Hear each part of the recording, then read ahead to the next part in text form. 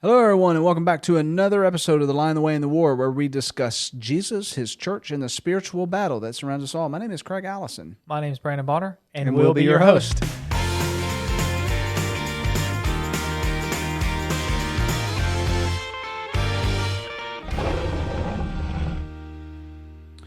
So we've had a series going. We're talking about just different social issues, and some of the topics we've talked about have been kind of triggering. Can I use that word? I mean, they haven't been the easy. That's a better word. Yeah, they have been some sensitive topics there, and I'm just trying to approach all of these topics with some sensitivity and awareness, and I hope we haven't offended anybody listening. So that is going to be applicable to today's episode too. We're talking about church hurt. Talking about being triggered. That phrase just flies Trigger a lot of people. It flies all over me, and I've got my own personal reasons for that. We were talking before the episode. We were actually getting into some of this. We should have been recording. And probably forgot it all, and it's not going to come out. Yeah. So let's try to recreate that then. So I guess I'll just ask you off the top, like, what does that mean to you, church hurt? Well, I think a lot of the discussions we're having is, church is an environment that you come into, and there's some certain kind of parameters and expectations. Safety is maybe a word for it. Like you kind of know what you're going into. Yeah. And so in those environments, just like you are with your family, right? Or like when we go back to, I should have said that, the compound, like we let our guard down because we've known each other for a long time. We're all close. And so I think church is another place that people can do that and should feel comfortable to do that. So when you let your guard down, you're obviously more exposed and vulnerable. Right. And I think that there's instances where, people have let their guard down and there's been people in the church that have, acted a certain way, done a certain thing, said whatever it might be, and has really rubbed people the wrong way and hurt people. Yeah. Okay. So as you're talking here, and something that didn't occur to me while we were talking before the episode, there's like different levels. We're talking about this is entry level church hurt. Yes. Where it's not purposeful. There's no like evil intention behind it. Right. And like I've had people come in, and I've said things offhanded that I wasn't even thinking about, and didn't even realize that I'd hurt somebody in it. It may have hurt them way worse than what I ever would have dreamed of. And that happens. I wish it didn't. People are human. We're flawed. And so I think the frustrating thing for me, and this is going to sound super, super harsh, but the frustrating thing for me is what we're talking about right here, this entry-level church hurt, encompasses probably 95% of all like church hurt, where people literally leave. Mm-hmm. And I'm like, are we that sensitive?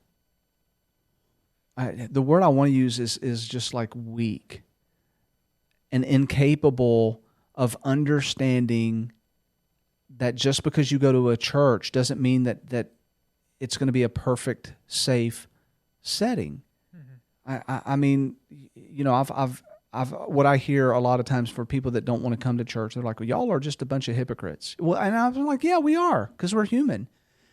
That doesn't mean that you shouldn't be there, because church is a place for people to go and get better, to work on their issues, to work on problems. So the expectation there should be that, there's a likelihood that if you go long enough, somebody along the line somewhere is going to say something that is going to offend you, that is going to hurt you, that is going to hurt your feelings, that is going to be insensitive, that is whatever. And this is going to, I shouldn't think so much about what I'm about to say. I should just say it. Because this is gonna make you mad, probably. Okay, let's hear it. This is not an opinion either. This is rooted in like many, many years of observation. Okay. And it's not necessarily your fault. It's just the society you've been raised in. doing a great job of prepping this up. And it's going to sound like generational bias. Okay, let's hear it. Spit it out. It is like the older generations are, and maybe they're just more callous and they just don't care. But this never used to be like a big issue. It's like it was expected. It's like, yeah, we're all a bunch of heathens, and we're all sinful, and we're always going to say something that's going to make another person mad. And next week we're going to come back in and do it again, Yep. and we're going to be okay with it. Like you look at somebody wrong today, like a younger person. And man, you're going to be blasted all over their Instagram, social media. You're not going to believe what happened. I can't believe how I was victimized. And I'm like, why? Like what happened over the last 30 years that made, here again, I'm going to lump a whole generation into this. Like basically if you're 35 or younger, you're like a little sensitive kid that is just looking for something to get angry about. So some thoughts. Wait, I need to think about who else I need to offend here. And you older people that are baby boomers, let me just offend you too. So some obvious thoughts. Well, first off, I think that my generation, and I think the millennial generation as well, seek out people that are genuine. Are you are millennial? No, Gen Z. Okay. Right on I'm right there at the edge, but I'm a okay Gen Zer. So my generation, I think millennial generation, believe or really seek genuineness. Okay, and I think that your generation and the generations that precede you, they put a front up, right? Like there's this expectation to be polished and have certain parameters and certain lifestyles and appear certain ways and all the things. Mm-hmm. Meet the expectations. Yep. I agree with that. And so I think when someone comes in looking for a genuine experience and you put on a front and maybe we're fooled. Well, I don't put on any fronts anymore. But like, I'm out there for everybody. Like someone puts on a front that's in a position that's a preacher or an elder or a deacon or some sort of, not authoritative, but it has a lot of influence. Yeah. And then their layers start to be peeled back, and it's revealed that they maybe don't have the best intentions, or maybe have the best intentions, but just aren't there yet, and they're missing the mark. I think that's where you start to create a lot of issues with my generation and the millennial generation. So what and I the older generations, we all understand that that's how we are, mm-hmm. And it's like you put your best foot forward, and you suck it up and you come to church, and even if you've had the most miserable week, you're going to act like it's the greatest thing ever, and oh hey, how are you, that kind of stuff. Right. But we all understand that that's not actually mm-hmm. what's real, and so we're able to be like, yeah, that's there's grace there. You acted like everything's fine. I know what's going on with you. I know that's not true, and we're not going to be like, you're such a hypocrite and liar. I can't believe you. Well, and so where's the grace? And where, like, why is your all's generation so apt to be like, I've been so hurt by that because of your hypocrisy. Like how did that? I'm like, how did that happen? And I mean, it's probably our fault, honestly, because we raised y'all. Like, what is it that we did or society did to make y'all be like, we expect complete and total genuineness, and if you're not that way, we're going to discount you, even though we're not exactly genuine either when push comes to shove? I don't know. I don't know what the root cause. I haven't done a root cause analysis on that or a lot of study on generations, but I personally feel like honesty goes a long way with me personally, and so we've had discussions, and we've talked about things that we both struggle with, and so I don't know, I'm more comfortable with that. You know what I mean? I understand that you're going to miss the mark and I'm going to miss the mark because Romans 3:23, everyone's going to miss the mark. But I think the danger is, being in those positions of authority and pretending like you're never going to miss the mark, putting up that front, and then you're human, so you are going to miss the mark. Yeah, and I get that part. I hope you probably know, but the listeners don't know that I'm kind of playing heavy on the devil's advocate piece of this. And I think that we have to, and this is another thing, and you have a point here about authority, leadership, right? And so we think about church structure, right? The shepherds of the flock, right? Man, it is important for us to be careful who we install as shepherds and elders of our church. And so maybe that's another component. Like think about successful society. We've talked about this before. Mm-hmm. Like who would be a successful elder? Yeah. Businessman, financially responsible, well-dressed, good speaker, et cetera, et cetera, et cetera. Yeah.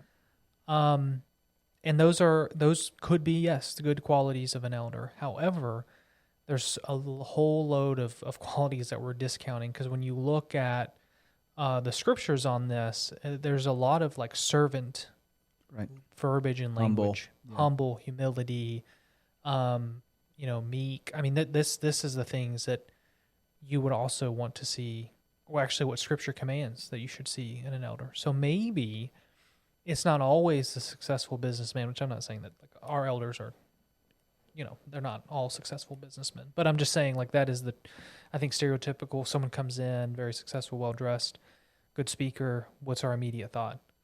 Hey, I think they should be an let's elder. Make them an elder, right? Let's put them in leadership. Yeah. And so I think that's another thing as a church, like how are we, like what are our church leaders? Who are we installing as church leaders?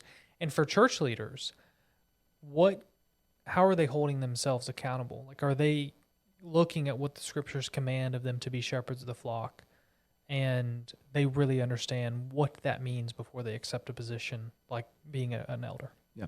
Okay. So a couple things. First of all, I think the takeaway, the first piece that we were talking about, and I was being very aggressive with the generational stuff. So there is some truth to some of that. That entry level church hurt that we're naturally just set up for, especially the younger generation, because they've been conditioned to look for identity through victimization, and I've written about that. That's when I ask you why that is. That's the reason. That's the psychological process, and that's the fault of multiple things going on simultaneously. Our news cycles, our social media.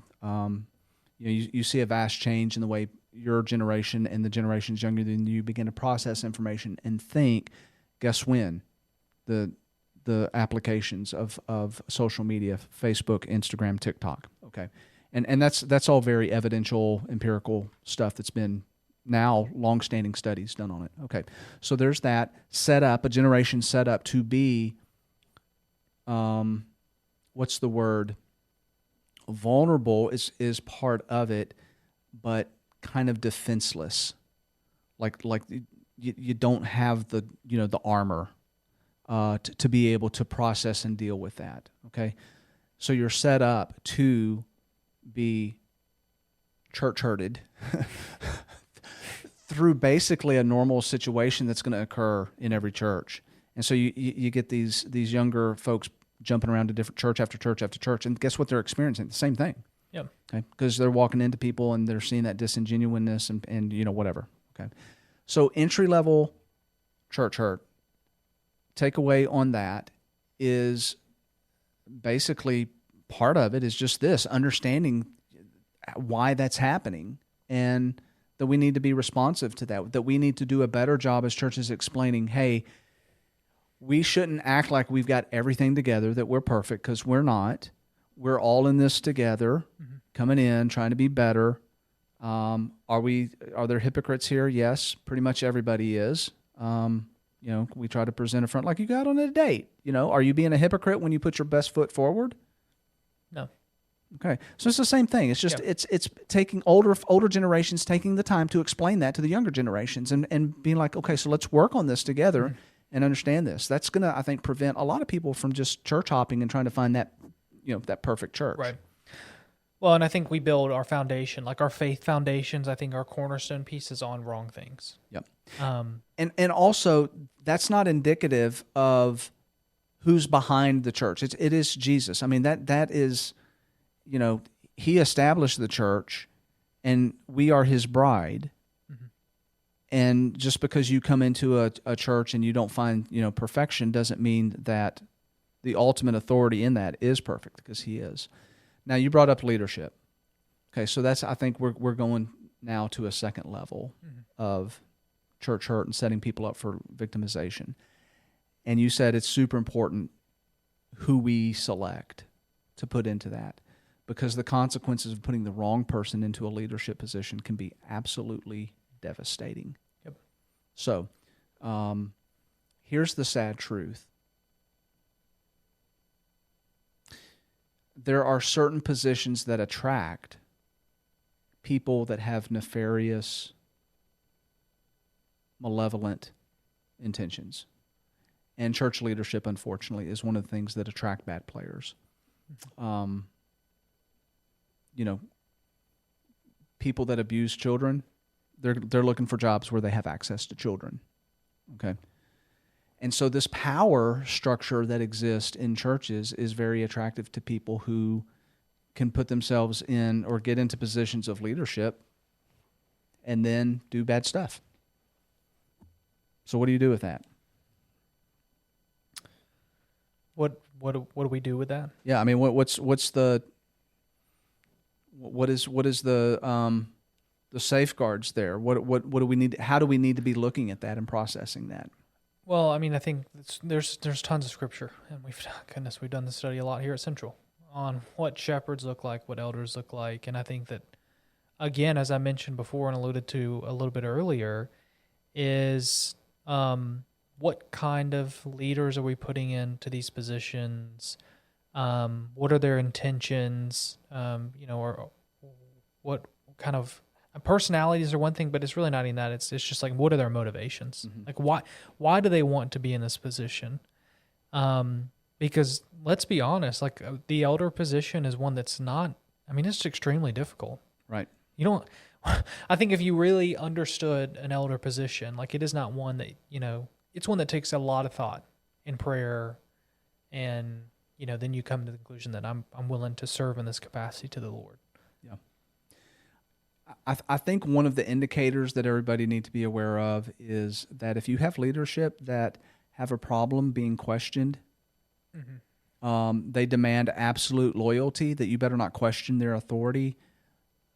Those should be red flags, because again, the scripture points to the leadership having characteristic traits that are humble, long-suffering,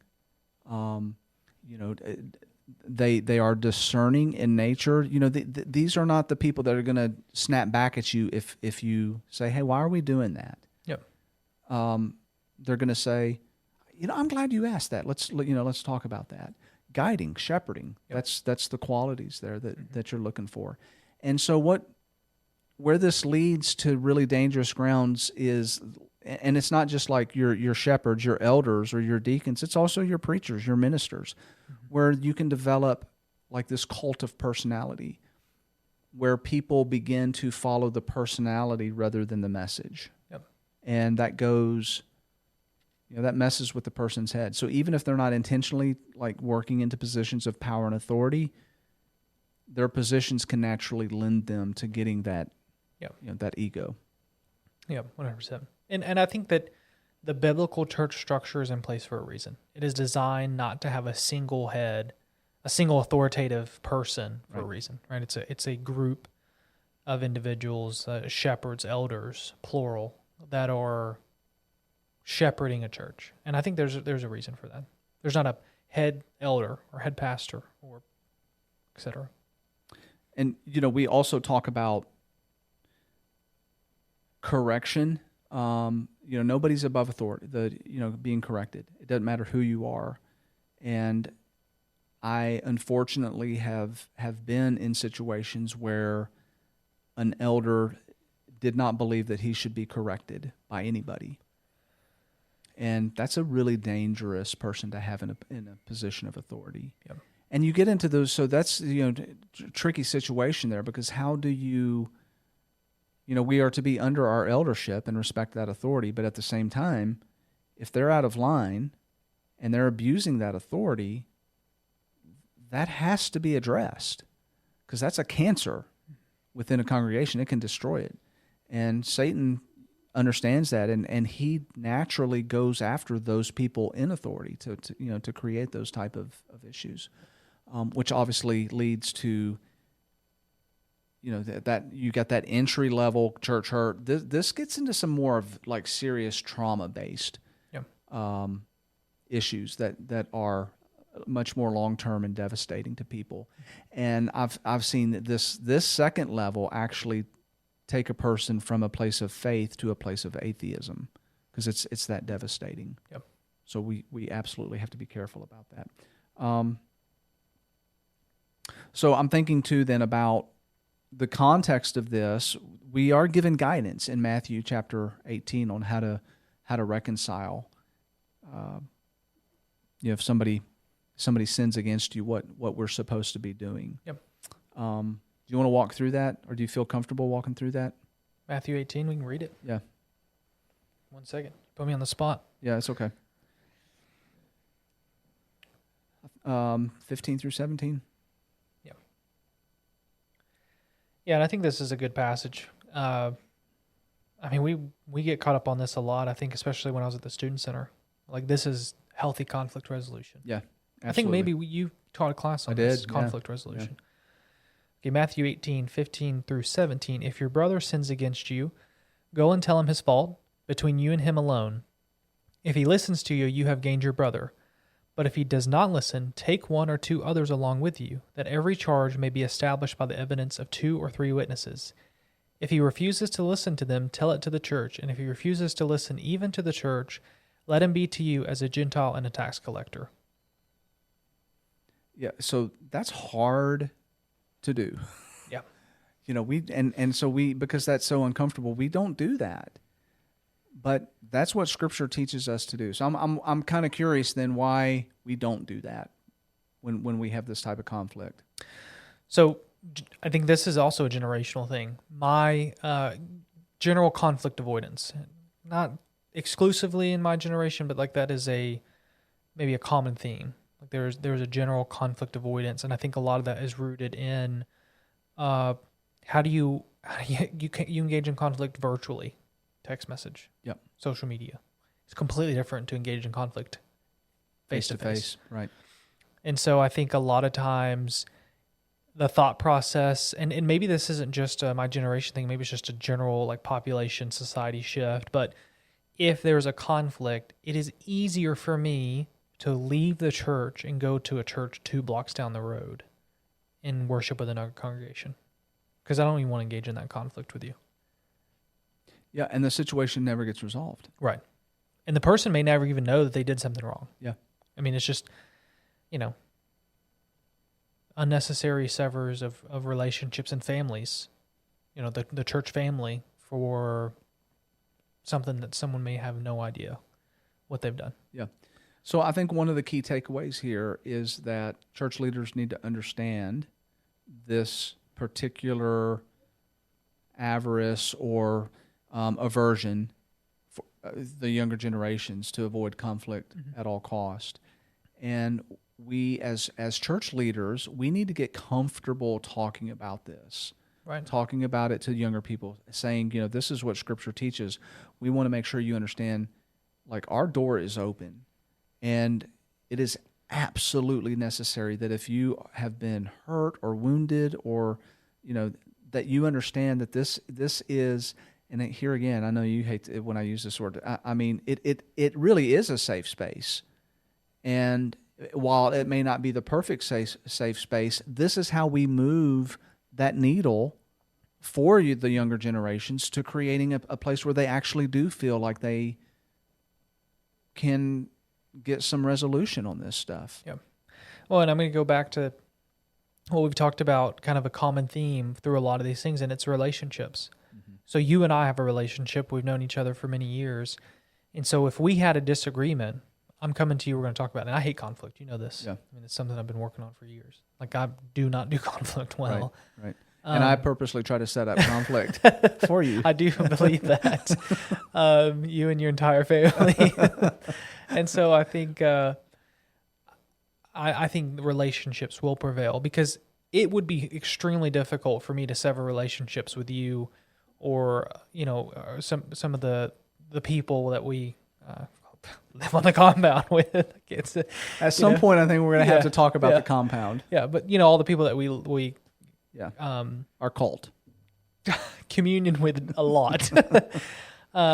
It would be difficult, right? And we've talked about this before. And so I think relationships are important, especially, and this is something, kudos to our church leadership here at Central, because there has been other church leaderships that haven't done this as well, but they're very relational. I know them. I'm not intimidated to talk to them. I feel like the congregation knows our elders and who they are and what they're about very well. And I think that creates environments for things like this to move forward, because I don't doubt there's been people in their offices that have disagreements and questions and pushback. I know you've had discussions and pushback. And so, I mean, all those things are good, healthy dialogue, ways to grow as a church. But I think it starts with identifying, with building those relationships. Yeah, I'm very passionate about this topic particularly. I'm okay with people leaving this church if they're looking for a better children's program, or if they're looking for a place that has like more people their age, that they fit that demographic, whatever, or that they're looking for like maybe a more dynamic preacher or something, or more diverse Bible classes or whatever. Like any of those reasons, I really honestly don't have a problem with that, and I hate to lose anybody. What I lose sleep over, what I absolutely cannot tolerate, is somebody leaving because they have been offended or they have been hurt, especially if it's in a church that has done the stuff that I'm talking about and are creating those, because that is going to happen. And I've seen the people that tend to get church hurt more than most, I see them moving from church to church to church, because they continue to get hurt because they've never learned, hey, this is going to happen. Somebody eventually is going to say something that's going to offend me, and I need to stop and just deal with this. And hopefully you land at a church like Central who's set up to really embrace that and own our faults and take the time to work through and reconcile. Yep. So as we close out, then I want to just the few takeaways here, the practical advice that I've come up with that helps us navigate through all this. Number one, follow leaders who welcome accountability. Really, really important. That's getting back to if you have an elder who does not like to be questioned at all, that's a red flag. You should be able to ask your questions without fear. As a campus minister, that was a big thing for me. It's like, I'm not afraid of the questions, and you shouldn't be afraid to ask me those questions. We're going to sit down and work through them. Look for humility before popularity. You brought that up, which is a huge one. Protect vulnerable and take allegations seriously. We didn't get into there's a level 3. Sure. And that's probably should be dedicated to a whole nother episode. I don't know how applicable that is. That's definitely in my wheelhouse, but we're getting into like neglect, sexual abuse kind of stuff, sure, and some real legal issues that maybe would be better formatted for like a question-answer type of session. Keep Scripture, not personalities, and as the final authority. So those are some key takeaways. I think that if you go to a church, or if you're a church leader listening to this, those I think will be things that should be considered. Final thoughts? Yeah, no, I mean, I think church leadership, if you're listening to this, make sure to be in the flock, right? Like build the relationships. And if you attend your congregation, make sure to make an effort to get to know your church leadership. I mean, they're people too. Yeah. And I think sometimes we forget that. So hopefully this was insightful, encouraging, challenging. If it wasn't, let us know. If it was, let us know. We're on all the major streaming platforms: YouTube, Apple Podcasts, Spotify. Big shout out to our sponsors. We have this nice studio here at Central Church of Christ on Vine Street. Encourage you to join us on Sunday mornings. We also have a podcast after Sunday. Digging Deeper. Digging Deeper, and that's releases every Monday or Tuesday. Good recap of the Sunday morning sermon here at Central Ministry League is another one of our sponsors. Check out their app. There's some really good podcasts and resources, devotionals on there that can help you in your walk with Christ. Yeah. Have you heard anything from Flaming Rooster? Nothing from Flaming Rooster. Okay, well, they're no longer our sponsor, so there's that. Until our next episode of The Lion, the Way, and the War, be kind to one another, love one another, and remember the Creator of the universe loves you so much that He gave up His only Son for you. Have a blessed day. Felt like an auctioneer there.